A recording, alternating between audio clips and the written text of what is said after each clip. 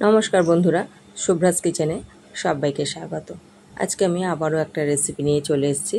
আজকে আমি খুব সহজ একটা রেসিপি শেয়ার করব আপনাদের সাথে।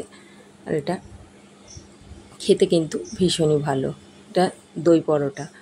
তার জন্য নিয়ে নিচ্ছি একটা পাত্রে আমি 2 কাপ পরিমাণ ময়দা, মানে এখানে আমি 400 গ্রাম ময়দা নিয়ে নিয়েছি। দিয়ে দিলাম স্বাদের জন্য অল্প লবণ, আর দিয়ে দিলাম স্বাদের জন্য 2 চা চামচ চিনি। দিয়ে দিলাম 1.5 থেকে 2 চা চামচ আমি রাঁধুনি দিয়ে দিলাম। এখানে আপনারা চাইলে কালো জিরেও দিতে পারেন। আর দিয়ে দিলাম ময়ানের জন্য সাদা তেল। খুব ভালো করে তেলটা এখন মিশিয়ে নেব ময়দার সাথে। নিয়ে নিচ্ছি যে কাপ মেপে আমি ময়দা নিয়েছি, ওই কাপ মেপেই আমি হাফ কাপ পরিমাণ আমি টক দই নিয়ে নিলাম। টক দইটা ময়দার সাথে খুব ভালো করে মাখিয়ে নিয়ে এখন আমি যতটা ময়দা দইয়ের সাথে মাখা যায় মেখে নেব। তারপর অল্প অল্প করে জল দিয়ে আমি ময়দাটা পুরো মাখবো। খুব বেশি নরম কিন্তু করলে চলবে না, যেমন লুচি পরোটার জন্য আমরা মাখি সেরকমই মাখতে হবে। ময়দাটা পুরো মাখা হয়ে গেছে, লেচি কেটে নিলাম। বেশ বড় বড় করে লেচিগুলো করতে হবে। লেচিগুলো আমার পুরো পাকানো হয়ে গেছে। এখন আমি চাটুতে অল্প ময়দা নিয়ে নিলাম, দিয়ে যেমন আমরা পরোটা বেলি তেমনই পরোটা বেলে নেব।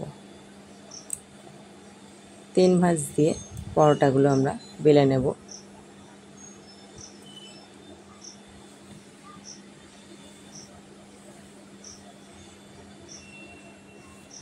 দই পরোটাগুলো কিন্তু খেতে ভীষণই ভালো হয়। এগুলো কিন্তু যে কোনো নিরামিষ তরকারি, আলুর তরকারি, ফুলকপির তরকারি বা যে কোনো চিকেন, মাটন এগুলো দিয়ে বা ডাল দিয়ে কিন্তু ভীষণই ভালো হয়। ছোলার ডাল।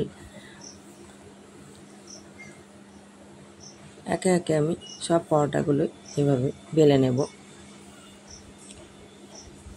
এদিকে আমি একটা কড়া বসিয়ে দিয়েছি। কড়াটা গরম হয়ে গেছে। আমি কড়াতে দিয়ে দিলাম পরোটা একটা। এখন এপিট ওপিট করে উল্টিয়ে পাল্টিয়ে আমি একটু শুকনো কড়াই ভেজে নেব। তারপরে কিন্তু আমি অল্প অল্প করে তেল দিয়ে পরোটাগুলো ভাজবো।